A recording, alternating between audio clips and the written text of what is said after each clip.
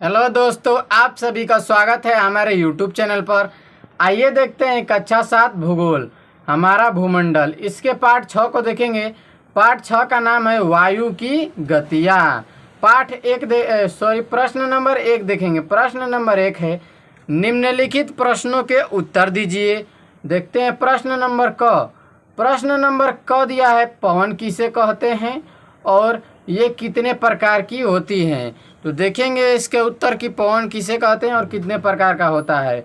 इसका उत्तर हो जाएगा, वायु सदैव उच्च दाब से निम्न वायु दाब क्षेत्र की ओर चलती है। पृथ्वी के धरातल के निकट वायु की इस क्षैतिज गति को हवा या पवन कहते हैं। यानी पवन या हवा दोनों क्या है, एक ही है। चलिए देखते हैं, पवन मुख्य 2 प्रकार की होती है। कौन कौन होती है? तो पहला सनातनी या अस्थाई नियतवाही पवनें, दूसरा अनिश्चित या अस्थाई या अनियतवाही पवनें। देखते हैं प्रश्न नंबर ख। प्रश्न नंबर ख दिया है, उत्तरी गोलार्ध में व्यापारिक पवनों की दिशा क्या होती है। बताना है हमको कि उत्तरी गोलार्ध में व्यापारिक पवनों का दिशा क्या होता है। इसका उत्तर हो जाएगा, उत्तरी गोलार्ध में व्यापारिक पवनों की दिशा उत्तर पूर्व से दक्षिण पश्चिम होती है। देखते हैं प्रश्न नंबर ग। प्रश्न नंबर ग दिया है, कोरियालिस बल से आप क्या समझते हैं। इसका उत्तर हो जाएगा, धरातल पर चलने वाले पवनों की दिशा वायु दाब में अंतर और पृथ्वी की घूर्णन गति द्वारा निर्धारित होती है। पृथ्वी के अपनी धुरी पर पश्चिम से पूर्व घूमने के कारण ही पवनों की दिशा में विक्षेप, यानी कि विक्षेप का मतलब होता है मुड़ना, हो जाता है। देखिए, अब हमसे इस प्रश्न से एक और सवाल हमको पता चला, यानी कि देखिए कौन सा जीके पता चला कि पृथ्वी अपनी धुरी पर किस दिशा में घूमती है, तो पश्चिम से पूरब घूमती है। पवनों की दिशा में परिवर्तन लाने वाले इस बल को विक्षेप बल या देखिए या तो विक्षेप बल कहेंगे या कोरियालिस बल कहेंगे, कहा जाता है। आगे देखते हैं प्रश्न नंबर घ। प्रश्न नंबर घ दिया है, चक्रवात आने पर कौन कौन सी सावधानियां बरतनी चाहिए। इसका उत्तर हो जाएगा, चक्रवात आने पर निम्नलिखित सावधानी बरतनी चाहिए। कौन कौन सी? तो आइए इसका देखते हैं कौन कौन सी सावधानी बरतनी चाहिए। संचार माध्यमों द्वारा सूचना मिलने पर समुद्र के समीप मछली पकड़ने न जाएं। दूसरा, चक्रवात आने की चेतावनी प्राप्त होने पर समुद्र तट तथा नदियों के डेल्टा क्षेत्र से दूर सुरक्षित स्थान चले जाएं। स्थान पर क्या करें? चले जाएं। देखिए, जब पता चल रहा है कि चक्रवात आ रहा है तो ऐसा ना करें कि चल जाए मछली मारने, और मछली मारने चले जाएंगे आप, तब वहीं पे आप फंस जाएंगे, वहीं पे मर जाएंगे। देखते हैं अगला हो जाएगा, चक्रवात आने पर मकानों के ऊपर के टिन शेड उखाड़ कर उड़ जाते हैं। उखड़ कर क्या हो जाते हैं? उड़ जाते हैं। टीन शेड जो कि टीना से छाए हुए होते हैं घर, वो क्या होते हैं? उड़ जाते हैं। जो टीना होता है वही उड़ जाते हैं। टीन शेड, शेड का मतलब छाया, जिसको छाते हैं, ठीक है। अतः दरवाजे और खिड़कियां बंद कर मकान के भीतर ही रहें। यानी कि आप क्या करें कि दरवाज़ा बंद कर लें और खिड़कियां भी बंद कर लें और उसके भीतर रहें। चक्रवात के कारण टूटे हुए पुल, भवन, पेड़ और बिजली के खंभों व तारों को न छुएं एवं घरों की बिजली की लाइन काट दें। क्या करें कि आप घर के बिजली की लाइन काट दें ताकि लाइन गिरे नहीं, और अगर गिर जाएगा लाइन तो क्या होगा आपके साथ? आपको करंट लग जाएगा और आप मर जाएंगे। बाढ़ के पानी में न जाएं तथा जहरीले जीव जंतुओं से सावधान रहें, क्योंकि जब चक्रवात आता है तो जहरीले जीव जंतु भी क्या होते हैं? बाहर आने लगते हैं। अगर आप सावधानी नहीं बरतेंगे तो वो आपको काट लेंगे। चक्रवात आने की सूचना मिलने पर खाने की सामग्री वे पेयजल सुरक्षित स्थान पर रख लें।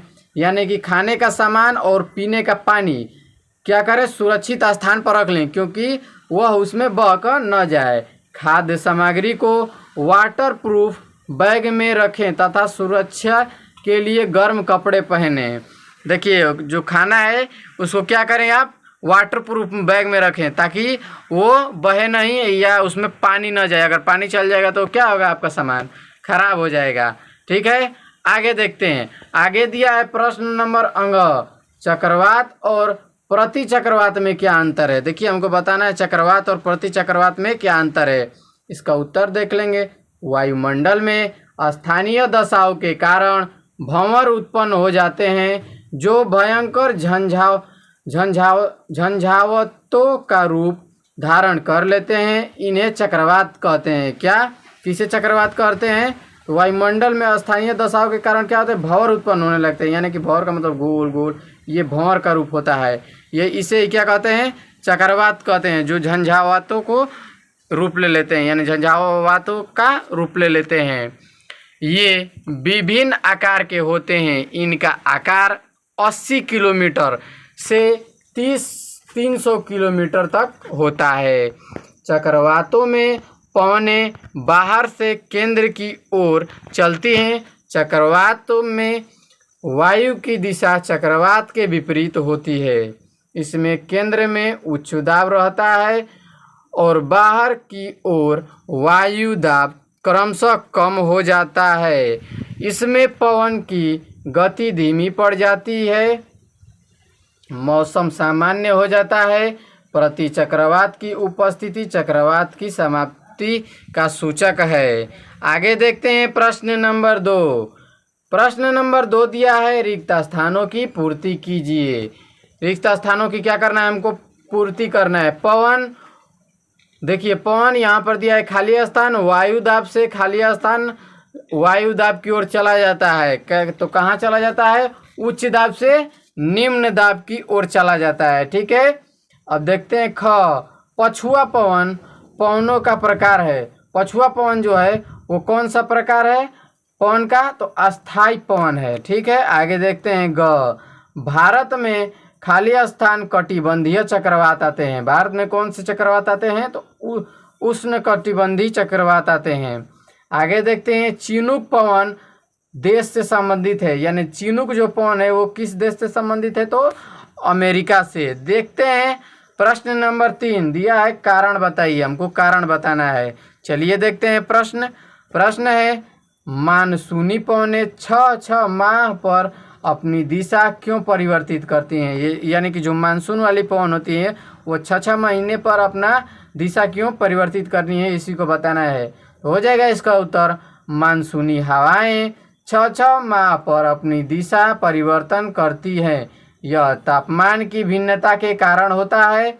गर्मी की ऋतु में समुद्र में उच्च वायु दाब होने से मानसूनी हवाएं समुद्र से स्थल की ओर चलती हैं और हमारे देश में भारी वर्षा करती हैं।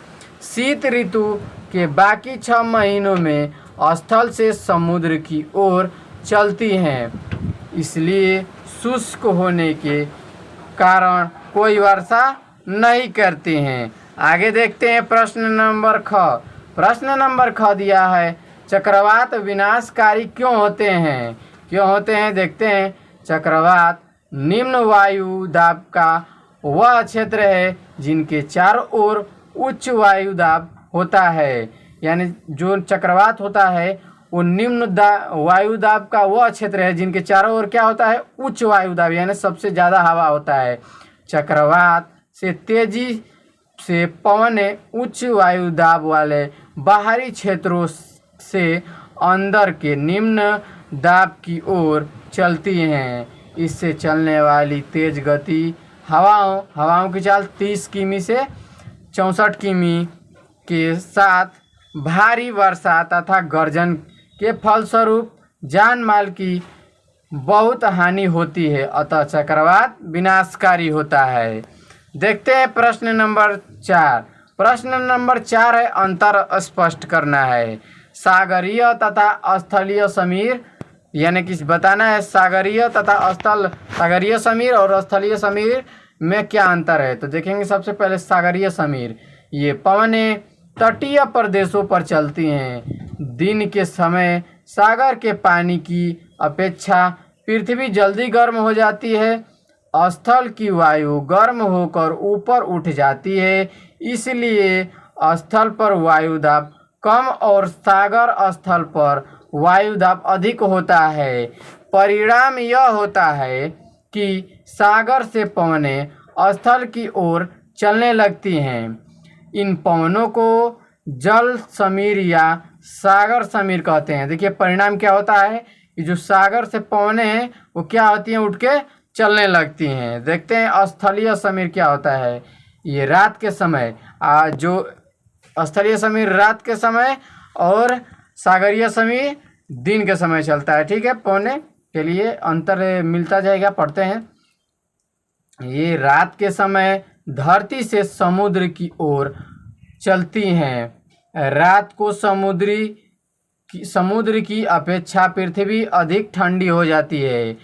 इस कारण समुद्र पर वायु दाब कम और पृथ्वी पर अधिक होता है। अतः धरती की ओर से समुद्र की ओर मंद मंद यानी कि धीरे धीरे पवनें यानी हवाएं धीरे धीरे हवाएं चलने लगती हैं। इन्हीं पवनों को क्या कहते हैं, तो स्थल समीर कहते हैं। आगे देखते हैं पछुआ पवन और मानसून पवन में अंतर देखना है। ठीक है, उपोषण उच्च वायु दाब से उपध्रुवीय निम्न वायु दाब के बीच दोनों गोलार्धों में चलने वाली पवनें पछुआ पवनें कहलाती हैं। देखिए उपोषण वायु दाब से उच्च वायु दाब से उप ध्रुवीय तथा ध्रुवीय निम्न वायु दाब के बीच दोनों गोलार्धों से चलने वाली हवा को क्या कहते हैं, पछुआ पवन। ठीक है, ये पवनें अस्थायी होती हैं। इनकी दिशा उत्तरी गोलार्ध में दक्षिण पश्चिम से उत्तर पूर्व तथा दक्षिणी गोलार्ध में उत्तर पश्चिम से दक्षिण पूर्व की ओर चलती हैं। किसी विशेष ऋतु में चलने वाली पवनों को मानसून पवनें कहते हैं। ये पवनें गर्मियों में समुद्र से पृथ्वी की ओर तथा सर्दियों में पृथ्वी से समुद्र की ओर चलती हैं। ये पवनें अस्थायी होते हैं। देखिए पछुआ पवन क्या होता है, अस्थायी होता है, और मानसून पवन अस्थायी होता है। और भी कई कारण दिए गए थे। देखिए इसमें क्या बताना है, बताइए मैं कौन। अब प्रश्न दे दिया है, बताना है कि वो कौन है, इसको हमको बताना है। देखिए गर्मी के महीनों में सागर से स्थल की ओर बहती हूँ। गर्मी के महीनों में सागर से स्थल की ओर कौन सी पवन बहते हैं, तो सागरीय पवनें। ख है स्थल से सागर की ओर बहती हूँ, यानी कि स्थल से कहाँ बहता है, सागर की ओर, तो स्थलीय पवन। अब देखिए अगर सागर से स्थल की ओर बहेगा तो सागरीय, स्थल से सागर की ओर तो स्थलीय पवन। कितना आसान है। आगे देखते हैं ग है चक्करदार हवा हूँ, बाहर से भीतर की ओर घूमती हूँ। देखिए चक्करदार पहले ही बता, चक्करदार का मतलब चक्रवात, सीधा बता दिया, यानी चक्रवात हो जाएगा इसका उत्तर। आज के लिए इतना ही, मिलते हैं इसकी अगली वीडियो में, तब तक के लिए जय हिंद दोस्तों।